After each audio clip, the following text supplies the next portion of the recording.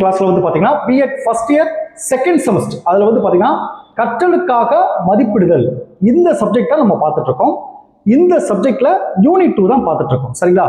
அந்த யூனிட் 2ல மாறி வரும் மதிப்பீட்டு நடைமுறைகள் இந்த கொஸ்டின் தான் பார்த்துட்டு இருக்கோம். சரிங்களா? இந்த கொஸ்டின்ல இந்த மாறி வரும் மதிப்பீட்டு நடைமுறைகள் இதுல வந்து 5 மாறி வரும் மதிப்பீட்டு நடைமுறைகள் இருக்குன்னு நான் லாஸ்ட் கிளாஸ்ல நான் சொல்லியிருந்தேன். சரிங்களா? லாஸ்ட் கிளாஸ்ல இந்த மாறி வரும் மதிப்பீட்டு முறைகள் என்றால் என்ன அதை மட்டும் நான் சொல்லியிருந்தேன். அடுத்த வர கிளாஸ்ல இந்த 5ஐயும் நான் ஒவ்வொன்றா நடத்துறேன் அப்படின்னு நான் சொல்லியிருந்தேன். சரிங்களா? இதுல வந்து பாத்தீங்கன்னா இதுல இருக்க இந்த 5ல இந்த ஃபர்ஸ்ட் ஒன்னை தான் நம்ம பார்க்க போறோம். சரிங்களா? இது வந்து ரொம்ப முக்கியமானது. அதை நம்ம பார்க்கறதுக்கு முன்னாடி நம்மளுடைய இந்த BEd first year second semester கிளாஸ்ல புதுசா ஜாயின் பண்றதுக்கு நிறைய பேர் கால் பண்றீங்க. நீங்க எப்படி ஜாயின் பண்ணணும்னா என்னுடைய மொபைல் நம்பர் 9159084262 இந்த நம்பருக்கு நீங்க கால் பண்ணுங்க. நம்முடைய கிளாஸ்ல நீங்க எப்படி ஜாயின் பண்ணலாம் சொல்லி நான் உங்களுக்கு டீட்டெயிலா சொல்லிடுவேன். அதே மாதிரி புதுசா ஜாயின் பண்ணவங்களுக்கும் நான் இது வரைக்கும் நடந்த அந்த பழைய கிளாஸ் நோட்ஸ் எல்லாமே நான் அனுப்பிச்சு வச்சிருவேன். ஸோ ஜாயின் பண்ண விருப்பப்படுறவங்க என்னுடைய மொபைல் நம்பருக்கு கால் பண்ணி டீட்டெயிலா கேட்டு நம்முடைய கிளாஸ்ல நீங்க ஜாயின் பண்ணிக்கலாம். சரிங்களா? ஓகே. இப்போ இந்த மாறி வரும் மதிப்பீட்டு நடைமுறைகள் இதுல வந்து பாத்தீங்கன்னா உங்களுக்கு 5 இருக்கு நான் சொல்லியிருந்தேன். ஒன்று வந்து பாத்தீங்கன்னா மதிப்பிடலில் அறிவு கட்டமைப்பு அணுகுமுறையை பயன்படுத்துதல். 2 வந்து தொடர் மற்றும் அகல் விரிவான மதிப்பீடு பயன்படுத்தப்படல். 3 வந்து மாணவர்களது பன்முக முன்னேற்றத்தை மதிப்பிடுதலில் பல்வேறு உத்திகளை கையாளுதல். 4 மாணவர்களின் கற்றல் தொடர்பான செயல்களின் தொகுப்பு. 5 வந்து மதிப்பெண்களுக்கு மாற்றாக வரிசைப்படுத்தப்பட்ட தரப்பிரிவு குறியீடுகளை பயன்படுத்துதல். இந்த 5 இருக்கு நான் சொல்லியிருந்தேன். இதுல இன்னைக்கு நம்ம ஃபர்ஸ்ட் பார்க்க போறது அந்த ஃபர்ஸ்ட் ஒன்று தான், மதிப்பிடலில் அறிவு கட்டமைப்பு அணுகுமுறையை பயன்படுத்தல். இந்த ஃபர்ஸ்ட் ஒன்று தான் நீங்க பார்க்க போறோம். சரிங்களா? இந்த ஃபர்ஸ்ட் ஒன்ல என்னென்ன பார்க்க போறோம் அப்படின்னு பாத்தீங்கன்னா, ஒன்று வந்து பாருங்க அறிவு கட்டமைப்பை உருவாக்கிடுதல் என்பதன் பொருள். 2 பாருங்க அறிவு கட்டமைத்தலில் கொள்கையும் மதிப்பிடலும். 3 பாருங்க அறிவு கட்டமைப்பு அறிவுமுறையின்படி அமைந்த மதிப்பிடுதலில் பயன்படுத்தப்படும் கருவிகளும் முறைகளும். 4 வந்து பாருங்க அறிவு கட்டமைத்தலில் வகுப்பறையில் மதிப்பீட்டு செயல்பாட்டில் ஆசிரியரின் பங்கு பணிகள். இந்த 4 தான் இந்த ஃபர்ஸ்ட் இதுல இருக்கு. சரிங்களா? இந்த பாத்தீங்கன்னா இப்ப சொன்ன 5 ஒவ்வொன்றுமே ஒரு 10 மார்க்கு. அதுல ஃபர்ஸ்ட் நம்ம பார்க்க போறோம். இப்போ ஃபர்ஸ்ட் ஒன்று பாருங்க அறிவு கட்டமைப்பை உருவாக்கிடுதல் என்பதன் பொருள். இதைத்தான் ஃபர்ஸ்ட் நம்ம பார்க்க போறோம். சரிங்களா? பாருங்க நல்லா கவனிச்சுங்க. மதிப்பிடலில் அறிவு கட்டமைப்பு அணுகுமுறையை பயன்படுத்துதல். மதிப்பிடலில் அதாவது மாணவர்களை மதிப்பிடுறதுல இந்த அறிவு கட்டமைப்பை எப்படி பயன்படுத்துறோம்? ஃபர்ஸ்ட் என்ன தெரிஞ்சுக்கணும்னா இந்த அறிவு கட்டமைப்பு அணுகுமுறை அப்படின்னா ஃபர்ஸ்ட் நம்ம என்னன்னு தெரிஞ்சுக்கணும். அதனால சார் அறிவு கட்டமைப்பு அணுகுமுறை பயன்படுத்தல் கிளாஸை நல்லா கவனிச்சிட்டா மட்டும்தான் நான் அனுப்புற நோட்ஸ் உங்களுக்கு படிக்க ஈஸியாக இருக்கும். இல்லைன்னா உங்களுக்கு குழப்பமாயிரும். ஸோ கிளாஸை நல்லா கவனிச்சுங்க. நான் சிம்பிளாக தான் உங்களுக்கு சொல்கிறேன், உங்களுக்கு புரியும். சரிங்களா? ஃபர்ஸ்ட் வந்து பாருங்க அறிவு கட்டமைப்பு அணுகுமுறைனா என்ன சார் பார்த்தீங்கன்னா, பாருங்க ஒருவர் தனது சுற்றுச்சூழலில் இருந்து சுற்றுச்சூழல் உங்களுக்கு நம்ம சுற்றி இருக்கிற சுற்றுச்சூழல் ஒருவர் வந்து தன்னுடைய சுற்றுச்சூழலில் இருந்து அடுத்து பாருங்க புதிய தகவல்களை பெறும்போது ஒரு புதிய தகவல்களை வந்து சுற்றுச்சூழலில் பெறும்போது அடுத்து பாருங்க தான் ஏற்கனவே பெற்றிருக்கும் அறிவு கட்டமைப்பு அடிப்படையில் நல்லா கவனிச்சுக்க. ஃபர்ஸ்ட் சென்டென்ஸ் சொல்லிடுறேன், அடுத்த எக்ஸாம்பிள்ஸ் வந்து உங்களுக்கு புரியும். ஒருவர் வந்து தன்னுடைய சுற்றுச்சூழலில் இருந்து புதிய தகவல்களை பெறுறாரு. அந்த புதிய தகவல் அப்படியே வச்சுங்க. ஆல்ரெடி தான் ஏற்கனவே பெற்றிருக்கும் அறிவு கட்டமைப்பு அடிப்படையில் அறிவு கட்டமைப்பு அடிப்படையில் அதாவது புதிய தகவல் அந்த மாணவர்களுக்கு ஏற்கனவே இருக்கிற ஒரு தகவல் ரெண்டையும் சேர்ந்து பாருங்க அந்த ரெண்டையும் சேர்த்து பொருள் உணர்ந்து புதுசா ஒரு தகவல் ஒரு மாணவர்கிட்ட ஆல்ரெடி இருக்க தகவல் இந்த ரெண்டுக்கான பொருளை உணர்ந்து அகவடிவில் மாற்றிக்கொள்வதே. அகவடிவில் என்ன சார்? எனக்கு புரியுற மாதிரி ஒரு மாணவர் தனக்கு புரியுற மாதிரி அது பொருளை உணர்ந்து புரிஞ்சுக்கிறது தான் தனக்கு புரியுற மாதிரி. அகவடிவுனா அவனுக்கு புரியுற மாதிரி, ஆனா அந்த புரிதல் கரெக்டா இருக்கணும். அவனுக்கு புரியுற மாதிரி அதை அமைச்சுக்கிறது தான் இந்த அறிவு கட்டமைப்பு அணுகுமுறை எனப்படும். சரிங்களா? இப்போ வந்து உங்களுக்கு சென்டென்ஸா சொல்லியிருக்கேன், சிம்பிளா சொல்லி பாருங்க.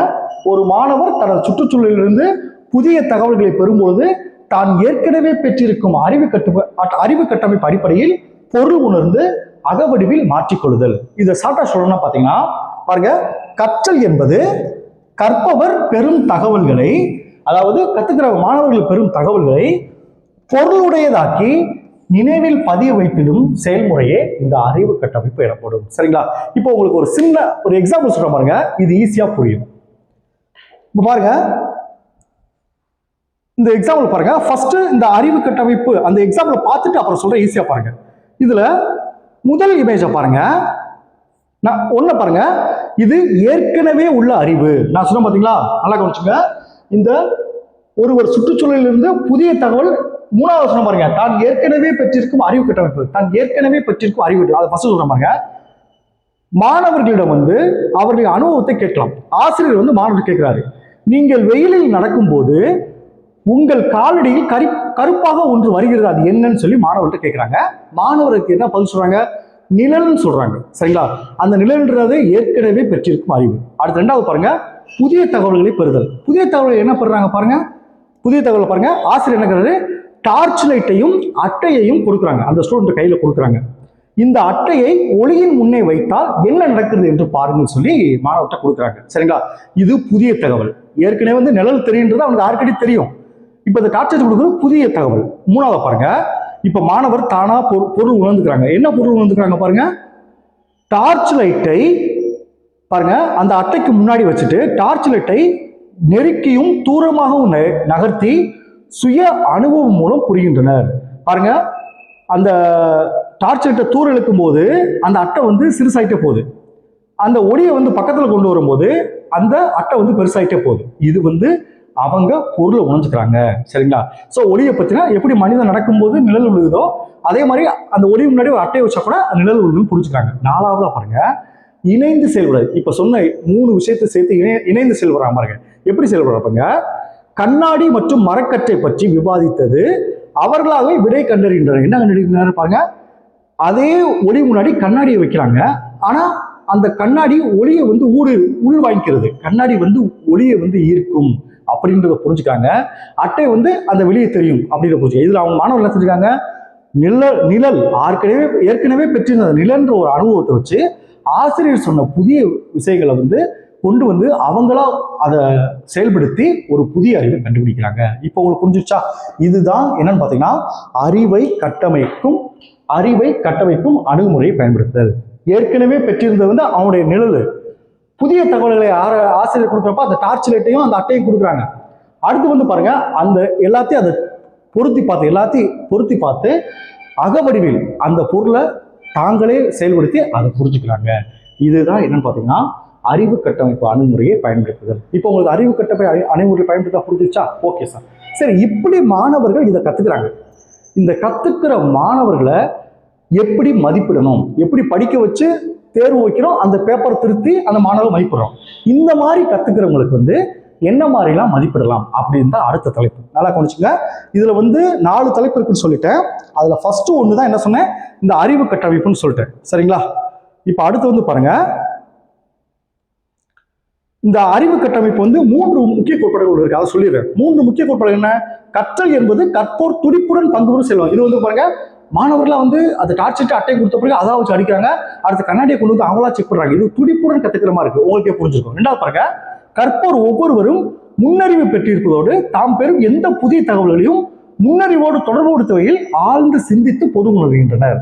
மூணாவது பாருங்க, கற்போர் ஒவ்வொருவரும் தன்னுடைய கற்றலுக்கு பொறுப்பேற்கின்றனர். தான் செயல்படுத்தி அதை முழுசா கத்துக்கிறான். உங்களுக்கு புரிஞ்சுச்சா?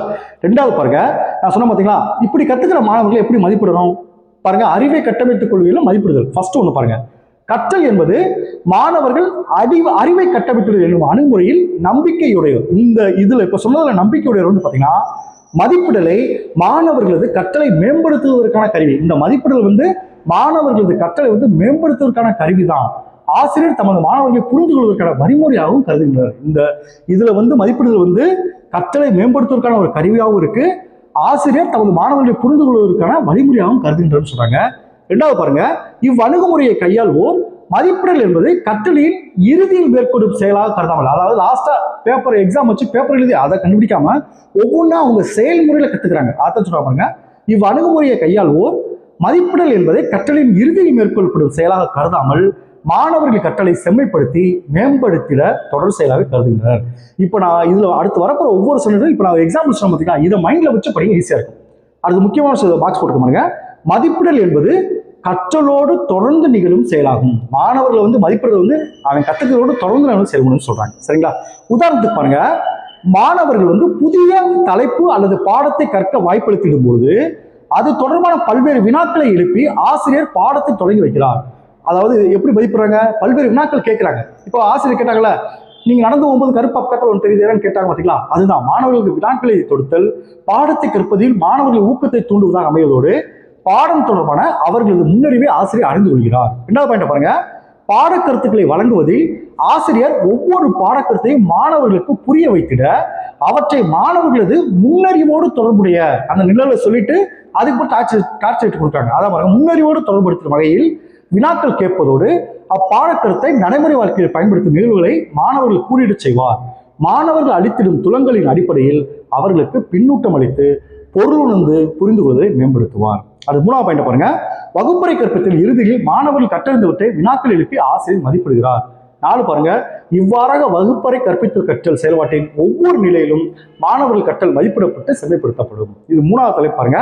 இந்த அறிவு கட்டமைப்பு அணுகுமுறைப்படி அமைந்த மதிப்பீடுகளில் பயன்படுத்தப்படும் கருவிகளும் முறைகளும். இந்த மாணவ மதிப்பீடுல என்ன மாதிரி கருவிகள் பயன்படுத்தப்படுது வரிசையா பாருங்க. 1, கலந்துரையாடலில் ஈடுபட செய்தல். மாணவர்கள் எல்லாரும் சேர்ந்து தானே அந்த கண்ணாடியை கொண்டு வந்து பாக்குறாங்க, எல்லாமே செய்தல். அதான் கலந்துரையாடல் செய்தல், பல்வேறு கற்றலின் செயல்பாடுகளில் ஈடுபட செய்தல், அடுத்து நேர்காணல் செய்தல், குழு விவாதம் நடக்க செய்தல், கதை சொல்லுதல், நடித்து காட்டுதல் போன்ற பல்வேறு வடிவிலான சொல்சார் செயல்களில் மாணவர்கள் ஈடுபட செய்து ஆசிரியர் கூர்ந்து நோக்கி அவர்கள் கற்றல் செயல்பாடுகளை மதிப்பிட முடியும். சரிங்களா? லாஸ்ட் பாருங்க, அறிவு கட்டமைப்பிலும் வகுப்பறையும் மதிப்பீட்டு செயல்பாட்டில் ஆசிரியரின் பங்கு பணிகள். இதுல ஆசிரியரோட பங்கு என்ன இருக்கு? முதல் பங்கு பாருங்க, ஆசிரியர் வகுப்பில் அடிக்கடி திறந்த நிலை வினாக்களை எழுப்பி மாணவர்கள் விடை அளித்திட பொறுமை காட்டுவார். 2 பாருங்க, ஆசிரியர் மாணவர்களது உயர்நிலை சிந்தனைக்கும் தர்க்க ரீதியான சிந்தித்தலுக்கும் அதிக முக்கியத்துவம் அளிப்பார். 3 பாருங்க, மாணவர்கள் ஆசிரியர்களுடன் தமக்குள்ளும் கலந்து உரையாட போதிய வாய்ப்பளித்திடுவார். 4 பாருங்க, மாணவர்கள் தமக்குள் கற்ற அனுபவங்களை பகிர்ந்து கொள்வதை வலியுறுத்துவார். 5 பாருங்க, ஆராய்ந்தறிதலை அடிப்படையாக கொண்ட மாணவர் கற்றலை ஆசிரியர் வலியுறுத்துகிறார். 6, பிரச்சனைகளுக்கு தீர்வு காண்பதை அடிப்படையாக கொண்ட கற்றலுக்கு ஆசிரியர் அதிக முக்கியத்துவம் அளிப்பார். 7 பாருங்க, குழு இடைவெளி புரியும் வகுப்பறை அமர்வுகள், கூட்டுறவு கற்றல் வகுப்பறையில் மாணவர்கள் இணைந்து கற்றல், குழு திட்டப்பணி போன்றவை வகுப்பறை கற்பித்தலில் உத்திகளாக ஆசிரியர் அதிக அளவு பயன்படுத்துகிறார். சரிங்களா? இப்போ உங்களுக்கு புரிஞ்சிச்சு அறிவு கட்டமைப்பு. அடுத்த கிளாஸ்ல வந்து பாத்தீங்கன்னா அந்த 2வது மொத்தம் 5 அணுகுமுறை சொன்னேன். 2வது பாருங்க, தொடர் மற்றும் அகல் விரிவான மதிப்பிடுதல். இது அடுத்த கிளாஸ்ல பார்ப்போம். Thank you students.